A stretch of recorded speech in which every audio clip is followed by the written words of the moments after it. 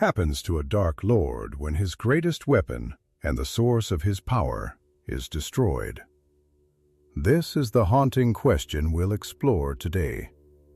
Fans of Middle-earth, welcome back. Let's dive into one of the most pivotal moments in Tolkien's legendarium, the defeat of Sauron after the destruction of the One Ring. When Frodo and Sam reached the fiery depths of Mount Doom, the fate of Middle-earth teetered on the edge of a knife. The ring, the linchpin of Sauron's might, was unmade in the fire that had birthed it. But the destruction of the ring wasn't just the end of a physical object. It was the unmaking of Sauron himself. Bound to the ring in both spirit and strength, its loss meant that Sauron's very essence was shattered. Tolkien described Sauron's state after the ring's destruction as a fate worse than death. Unlike mortals who fade into the unknown, Sauron, as a MEA, could not simply vanish. His spirit remained, stripped of all form, power, and the ability to dominate as he once had. Tolkien writes in the Silmarillion that such fallen spirits are unable to flee the world and are left to wander it as shadows of malice. Imagine a being that once sought to rule all of Middle-earth, now reduced to a powerless wraith, fully conscious of its failure. Sauron's torment wasn't just the loss of power. It was the awareness of freedom flourishing in the lands he had sought to enslave. Middle-earth would recover, but he would never rise again. He became a silent, bitter presence, an eternal prisoner within a world he could no longer touch. The destruction of the One Ring wasn't just a defeat, it was a reckoning. Sauron had poured so much of himself into the ring that its end ensured his own collapse. This wasn't just about losing control over his armies or his stronghold of Bador. It was about the breaking of his will and the undoing of his very identity. In the letters of J.R.R. Tolkien, the author reflects that Sauron was reduced to a mere memory of malicious will. He couldn't rally his forces, couldn't inspire fear, couldn't even take a form that could be perceived. All he had left was his malice, goring away at him, as powerless as it was eternal. What made Sauron's defeat so significant was the finality of it. This wasn't the kind of fall where a villain might regroup, bide their time, and rise again. With the One Ring gone, every thread of power he'd woven into Middle-earth unraveled. His massive armies, held together by fear and his dominating will, fell into disarray. Orcs, trolls, and men corrupted by his influence scattered in chaos like leaves in a storm, their connection to their dark master severed. Bador, the fortress that had loomed over Mordor as a symbol of his might, crumbled into ruin. Tolkien describes its fall as though the land itself rebelled against the weight of his evil. The earth swallowed it whole, shaking free from centuries of oppression. This wasn't just a military defeat, it was a liberation. The very landscape of Middle-earth seemed to breathe a sigh of relief. For Sauron, however, this defeat wasn't just about losing his physical dominion. The torment lay in the fact that he was still aware. He could see the world healing, the free peoples uniting, and the shadow he had cast lifting. But he could do nothing about it.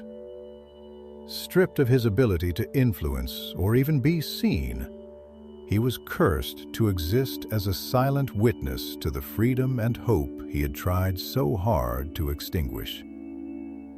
Tolkien's portrayal of Sauron's fate is haunting because it's not just about punishment, it's about consequence. Sauron poured everything he was into the One Ring, binding his power and identity to it. By doing so, he ensured his own destruction when it was unmade. In the end, his ambition became his undoing, leaving him with nothing but a lingering shadow of malice, forever trapped in the world he sought to dominate. Continuing with the next premise, the nature of Sauron's spirit. Sauron's defeat at the end of the Third Age wasn't the end of his existence, but it was a transformation into something far more tragic. As a MEA, Sauron was a being of incredible longevity, bound to the world of Ardor itself. Unlike mortals who pass beyond the circles of the world upon death, his spirit remained tethered to Middle-earth. This connection was both a testament to his inherent power and a reflection of the choices that had led to his downfall. In the Silmarillion, Tolkien describes the fate of fallen Maiar as beings unable to leave the world they sought to corrupt. Sauron's spirit, once filled with ambition and cunning, was reduced to a powerless wraith.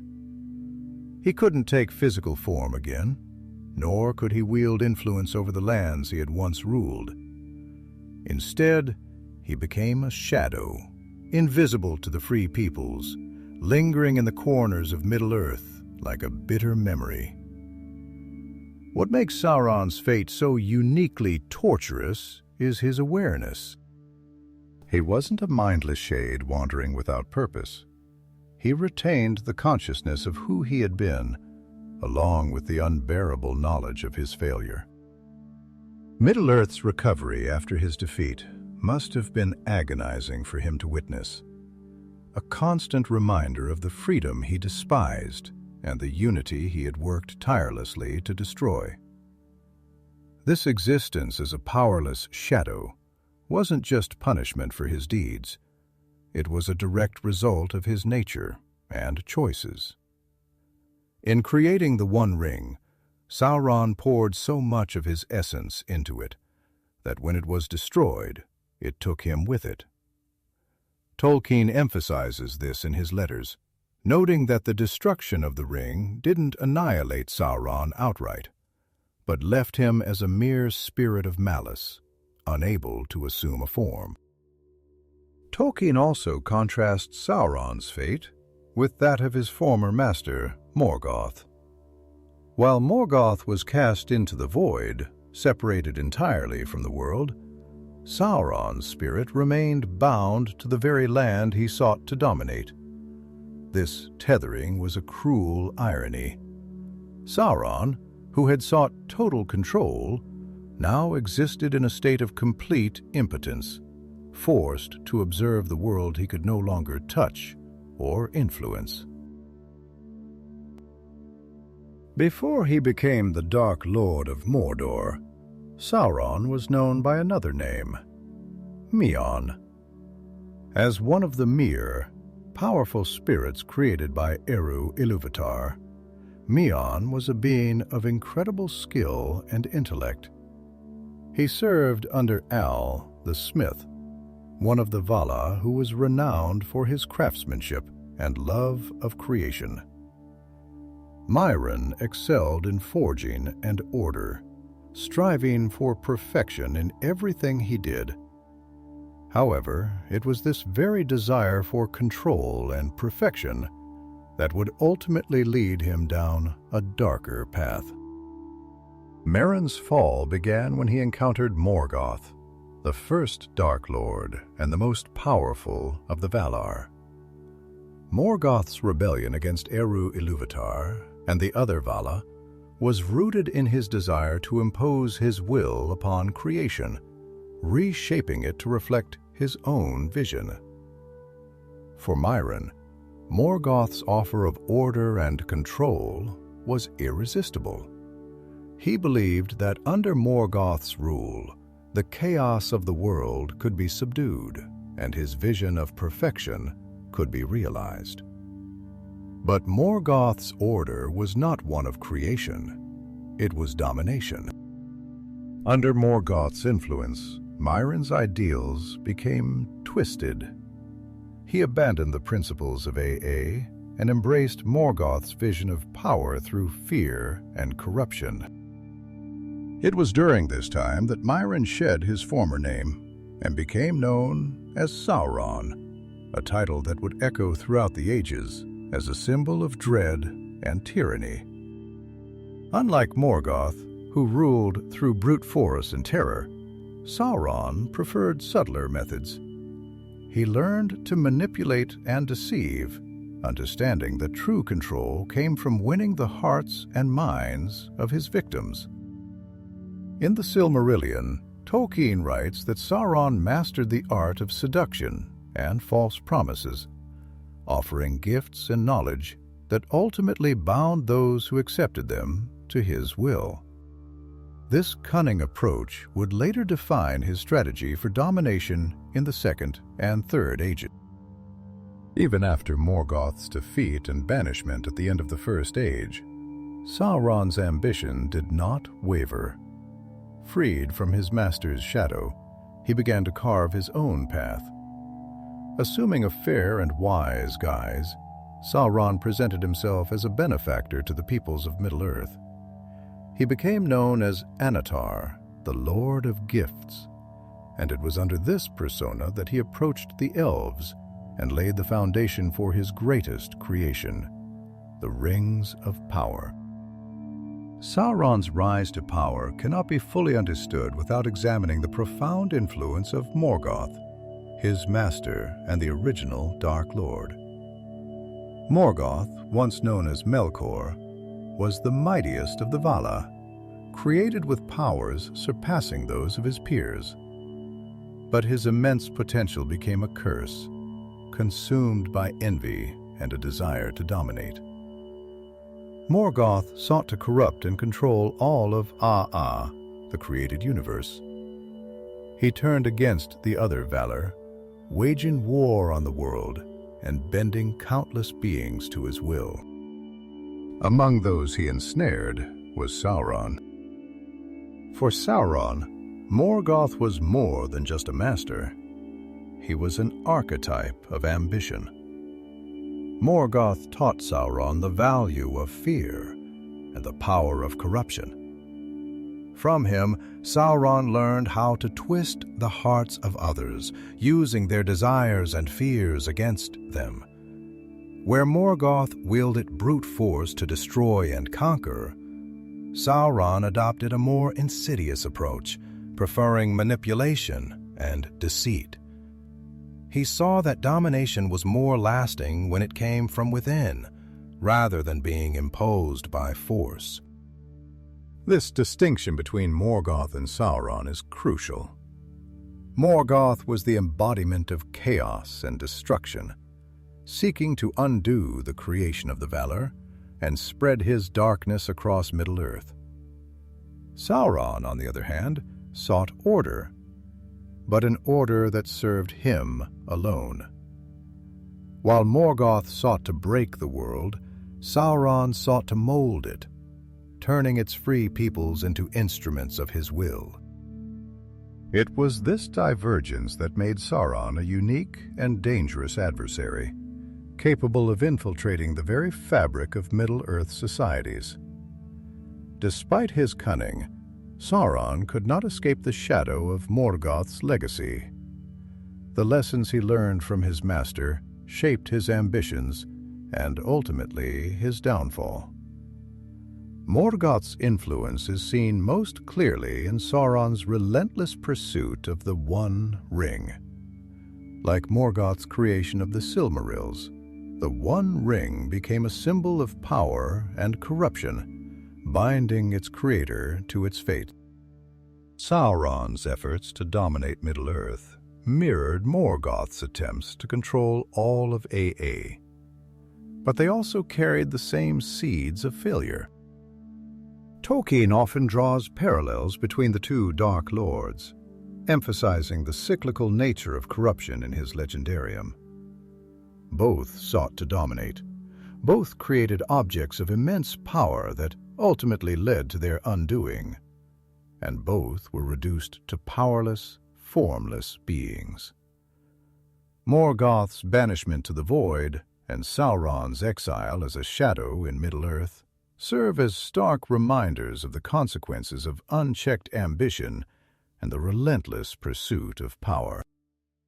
Sauron's greatest act of deception and domination was the creation of the One Ring. After centuries of careful planning and manipulation, he forged the ring in the fires of Aod ruin, pouring a significant part of his own essence into it. The One Ring was no mere tool. It was the cornerstone of his power, designed to bind the other rings of power and their bearers to his will. Through the ring, Sauron sought to achieve what even Morgoth had failed to do: absolute control over Middle-earth. The story of the rings begins with Sauron's guise as Annatar, the Lord of Gifts. In this fair and benevolent form, he approached the elves of Eregion, led by Kel Bamor, a master craftsman descended from the line of Feanor. Sauron offered them knowledge and guidance, teaching them the art of forging rings that could preserve beauty, resist decay, and enhance the natural world.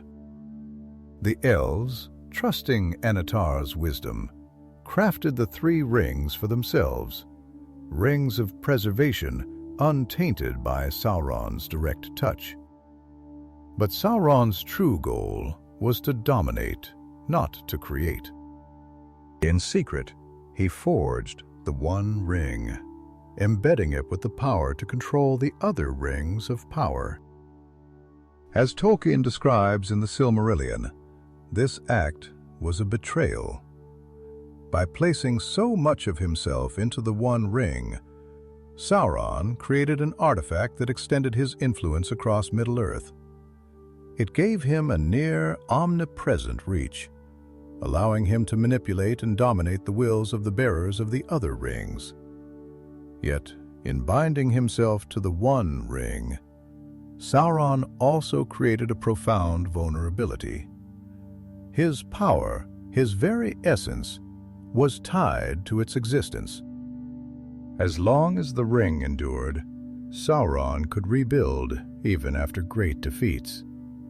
But if the ring were destroyed, it would unravel his strength and reduce him to a mere shadow of his former self. It was a calculated risk born of arrogance and the belief that no one would dare or be able to destroy it.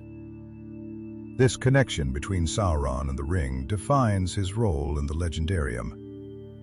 Unlike Morgoth, whose power was inherent and spread across the world, Sauron's power was concentrated and fragile. The One Ring was both his greatest strength and his fatal flaw. When Isildur cut the ring from Sauron's hand during the War of the Last Alliance, it didn't just weaken him, it initiated his long decline, leaving him as a disembodied presence, desperately searching for his lost treasure. The final moments of the One Ring's existence were as dramatic as they were unexpected. After years of peril and sacrifice, Frodo Baggins, the unlikeliest of heroes, stood on the brink of the Crack of Doom, where the ring had been forged. It was the culmination of a journey that tested the resolve and endurance of the Fellowship, and the fate of all Middle-earth rested on this single act: the destruction of the One Ring.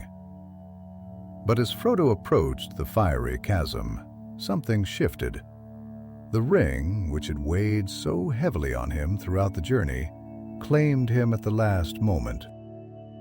"I have come," Frodo declared, refusing to destroy the ring, and instead slipping it onto his finger.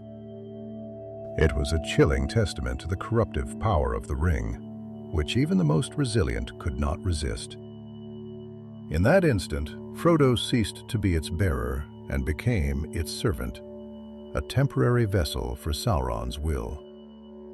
The turning point came not from Frodo's strength, but from an unexpected intervention. Gollum. Driven by a twisted, obsessive love for the ring, Gollum attacked Frodo, biting off his finger to reclaim his precious. In his triumph, Gollum's clumsiness became the salvation of Middle-earth. As he danced with the ring in hand, he lost his balance and fell into the fiery abyss. The ring was consumed by the flames, and with it, the essence of Sauron was undone. Tolkien captures the gravity of this moment in The Return of the King. The destruction of the One Ring was not just the end of a physical object, but the breaking of a profound spiritual and magical bond. Sauron had poured so much of his power into the ring that its destruction unraveled his very being. At that moment, the great eye faltered and fell, and the shadow of Mordor began to dissipate. The simplicity of the act, the fall of Gollum, contrasted with the immense consequences. Barad-dûr crumbled, its dark walls collapsing as the power sustaining them vanished. The armies of orcs, trolls, and men corrupted by Sauron's influence scattered in confusion and fear. For the first time in centuries, Middle-earth was free from Sauron's grasp. The moment also highlighted an underlying theme in Tolkien's work: the unpredictability of fate. Frodo, the chosen ring-bearer, could not complete his task, but the seemingly insignificant and wretched figure of Gollum inadvertently saved Middle-earth. It was a reminder that even the smallest and most broken individuals can play a pivotal role in the grand tapestry of history. The destruction of the One Ring was not just a spiritual defeat for Sauron. It was a catastrophic unraveling of the vast empire he had built over centuries. His power, poured so deeply into the ring, was the binding force behind his armies and strongholds. When the ring was consumed by the fires of Mount Doom, that force shattered, and the effects rippled across Middle-earth like a breaking wave. Sauron's armies, orcs, trolls, and men corrupted by his influence, were held together by fear and the oppressive will of their master. Without the dark presence of Sauron to compel them, they descended into chaos. At the gates of Mordor, where the forces of Gondor and Rohan had been locked in desperate combat against overwhelming odds, the change was immediate. The once cohesive armies of Mordor broke apart, scattering in disarray. Orcs turned on each other, fleeing into the wilderness as their morale collapsed entirely. Tolkien's description of this moment in The Return of the King captures the magnitude of the shift. Barad-dûr, the dark tower which had stood as the ultimate symbol of Sauron's might, began to crumble. The black stone walls, sustained by his power, buckled and fell, collapsing into ruins. The earth itself seemed to rebel against the fortress, swallowing its remains as if erasing Sauron's presence from the land. The very landscape of Mordor, long scarred by his dominion, began to tremble and crack as though it too was liberated from his tyranny. For the free peoples of Middle-earth, this was not just a military victory, but a moment of profound relief. The shadow that had loomed over the lands for so long was lifting. Yet Tolkien does not portray this as a triumphant celebration. Instead, there is a sense of solemnity and bittersweet reflection. So much had been lost in the struggle: lives, lands, and hope. The destruction of Sauron was a victory, but it came at a great cost, reminding readers that even in victory, there are scars that remain. The collapse of Sauron's forces also symbolized the fragility of evil when it is rooted in domination and fear. Unlike the free peoples of Middle-earth, who fought for each other and for the hope of a better future, Sauron's armies had no loyalty beyond their master's commands. When those commands fell silent, so too did their will to fight. This stark contrast highlighted one of Tolkien's recurring themes: the resilience of free will and unity against the brittle structure of tyranny. While Morgoth was cast into the void beyond the confines of time and space, Sauron's fate was uniquely tied to Middle-earth itself. After the destruction of the One Ring, his spirit was left bound to the very land he had sought to dominate. This eternal exile wasn't just a punishment, it was a cruel irony. Sauron, who had once sought to bend all of Middle-earth to his will, was now powerless within its borders, a mere shadow of malice.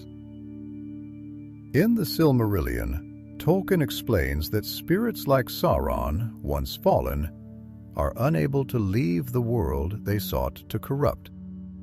Sauron's spirit lingered, not as a physical presence, but as an echo of the darkness he had created.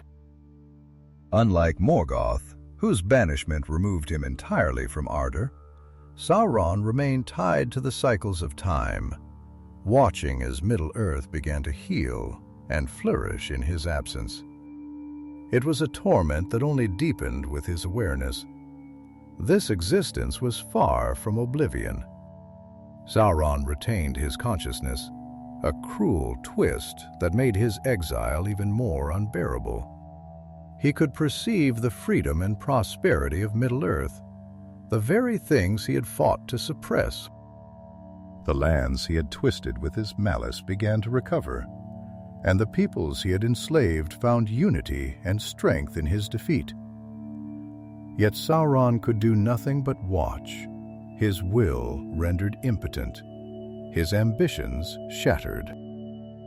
Tolkien captures this sense of exile with an almost poetic cruelty in his letters. He describes Sauron's state as a mere spirit of malice, unable to assume a form. For a being whose existence had been defined by control and manipulation, this loss of agency was a fitting punishment. Sauron, who had once sought to reshape Middle-earth in his image, was now doomed to witness its beauty and resilience, a mirror of everything he had tried to destroy. This form of exile also serves as a reflection of Tolkien's larger themes about power and its consequences. Sauron's inability to transcend Middle-earth was a direct result of his own actions. By binding so much of himself to the One Ring and to the world, he ensured that he could never escape it. His imprisonment was self-made, a poignant reminder that the pursuit of domination often leads to isolation and futility. In Tolkien's Legendarium, the downfall of Sauron is not merely a tale of victory over evil. It is a demonstration of moral and cosmic justice. Middle-earth operates within a framework where actions, especially those rooted in corruption and malice, carry inevitable consequences. Sauron's story exemplifies this, showing how the pursuit of absolute power leads not only to ruin, but to an existence defined by the very things one sought to escape. Sauron's punishment was not arbitrary. It was tied directly to his choices and the nature of his being. By investing his essence into the One Ring, he made himself inseparable from it. The ring became the embodiment of his will, his strength, and his identity. When it was destroyed, his power was not merely diminished, it was undone. This was a justice born of natural laws, where the pursuit of domination inherently carried the seeds of self-destruction. Tolkien's portrayal of Sauron's fate contrasts sharply with the ultimate reward for those who resist corruption. The free peoples of Middle-earth, who fought to preserve their autonomy and unity, are granted the chance to rebuild and thrive. In The Return of the King, the imagery of a world healing after Sauron's defeat is a testament to the resilience of goodness.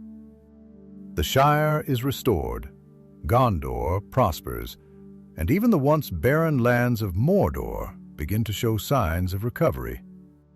This restoration underscores a cosmic balance where evil's downfall allows for renewal. The cyclical nature of corruption is also central to Tolkien's vision.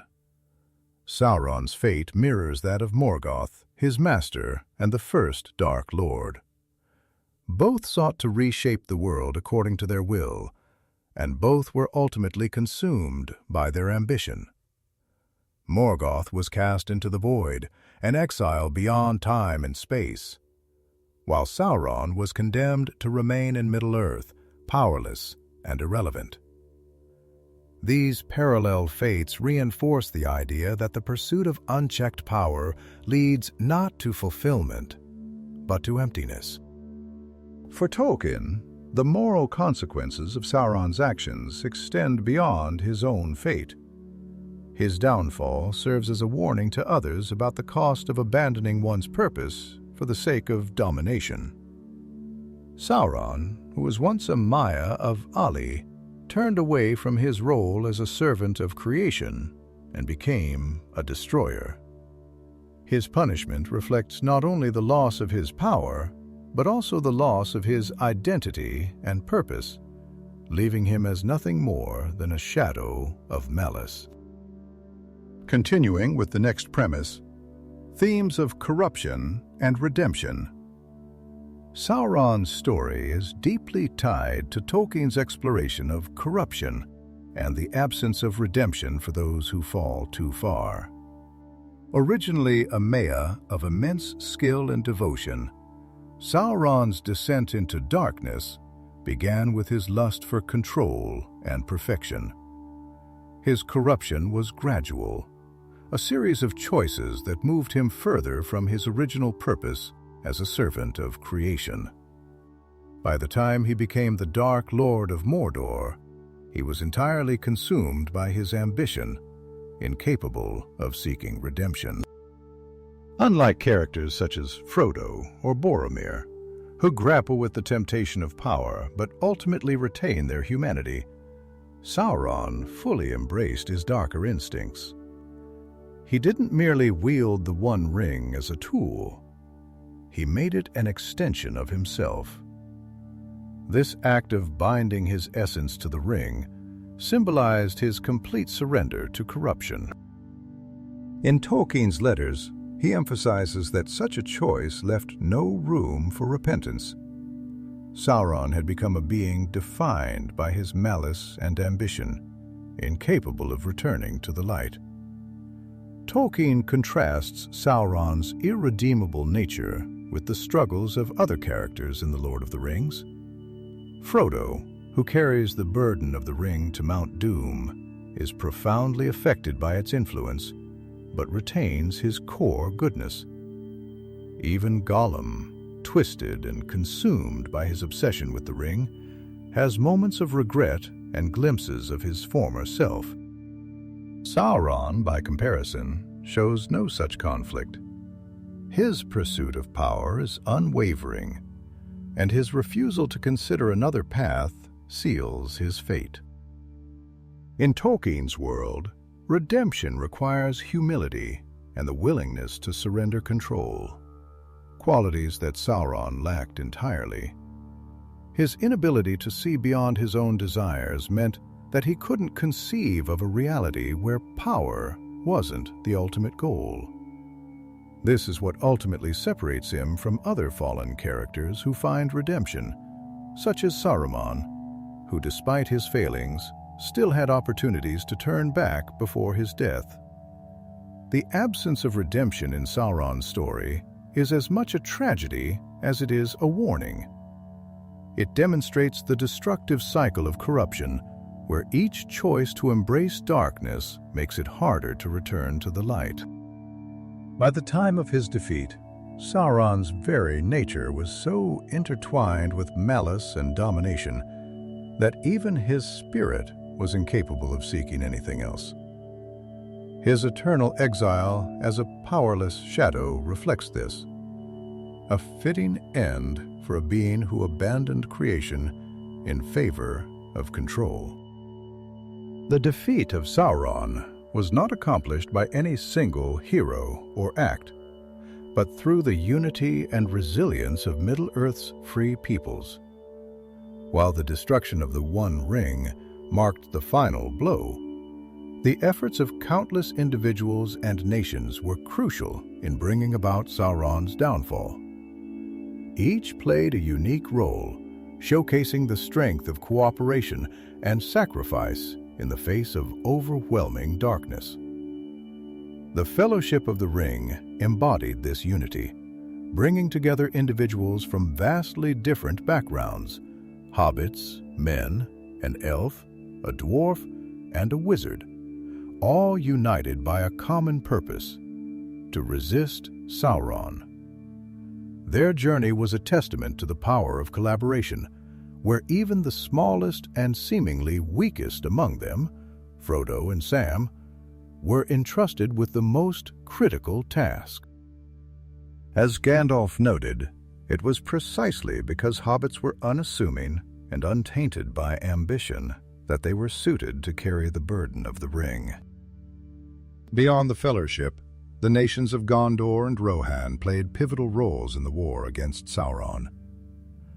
Gondor, long the bulwark against Mordor, stood as the first line of defense against Sauron's armies.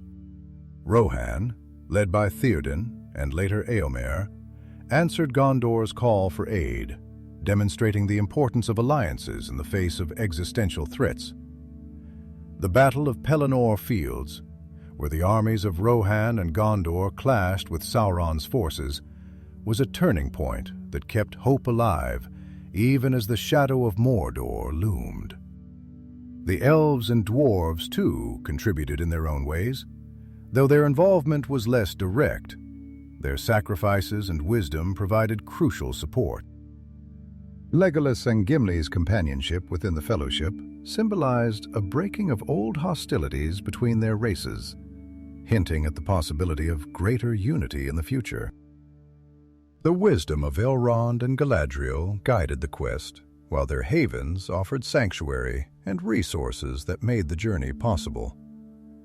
Ultimately, the Free People's strength lay in their ability to resist Sauron's most insidious weapon: fear.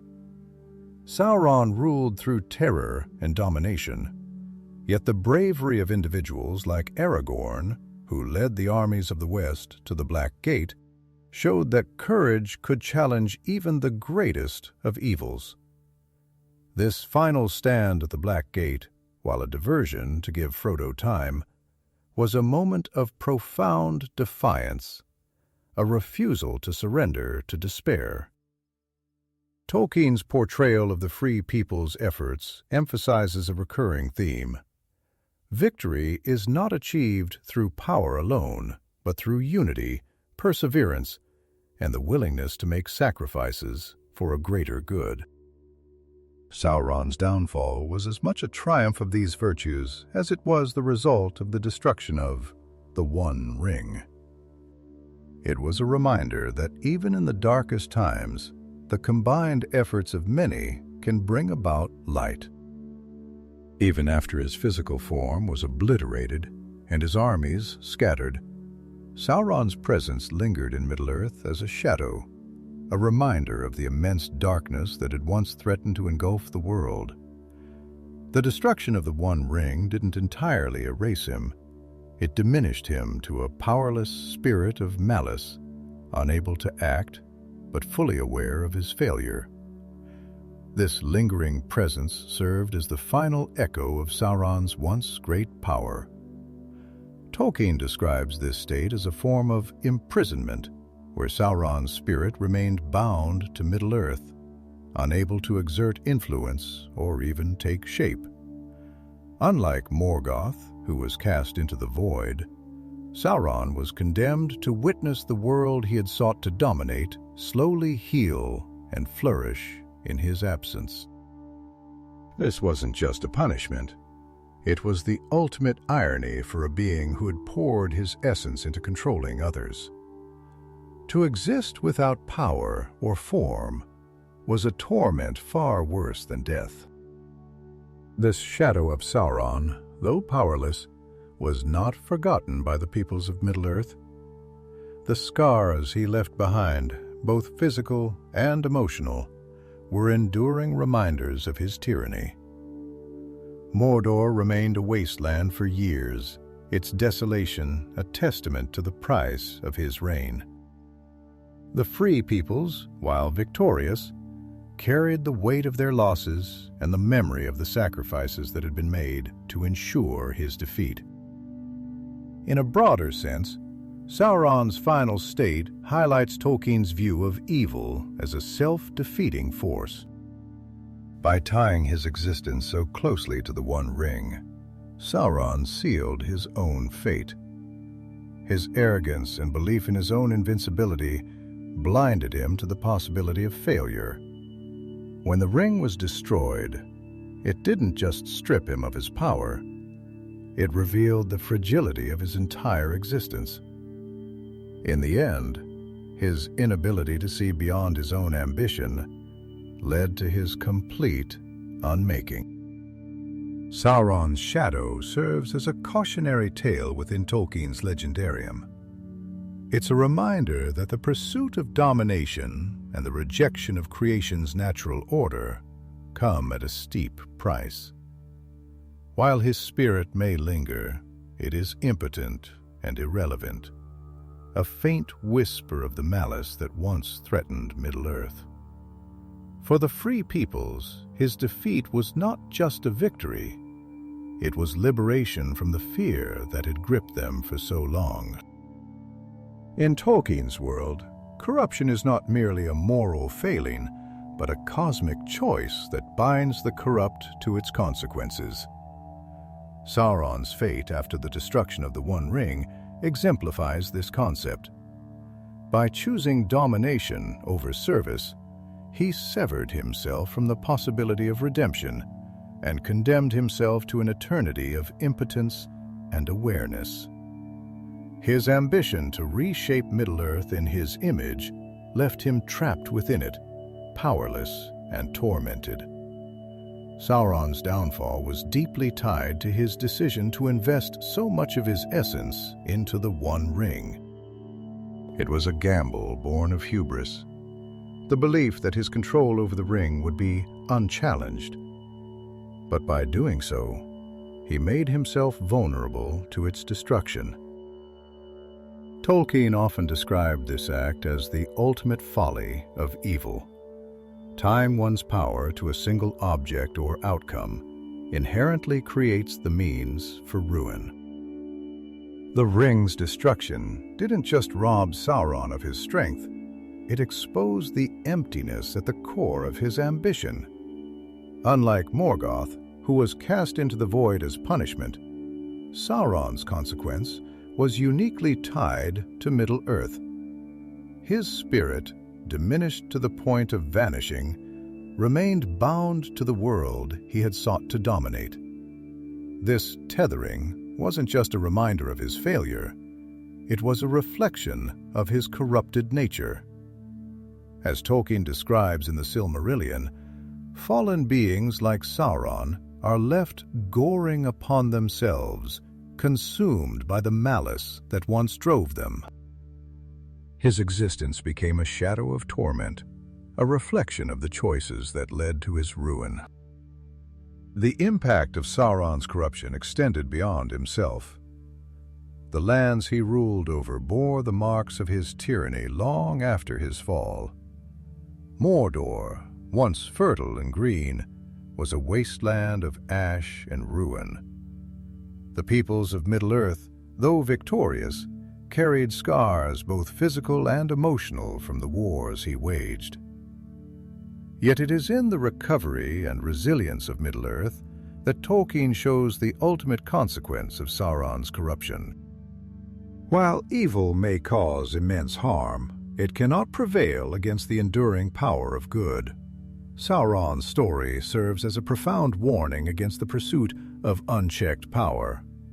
His fall wasn't simply the result of external forces, it was the natural outcome of his own decisions. Tolkien emphasizes this in his letters, explaining that Sauron's punishment was not imposed upon him, but was the inevitable result of his own nature. By choosing to dominate rather than create, Sauron ensured that his legacy would be one of destruction and futility. Sauron's story, like that of his master Morgoth, illustrates a recurring cycle of darkness and ruin in Tolkien's legendarium. Both sought to reshape the world through domination and corruption, but their paths ultimately led them to the same fate: isolation, impotence, and irrelevance.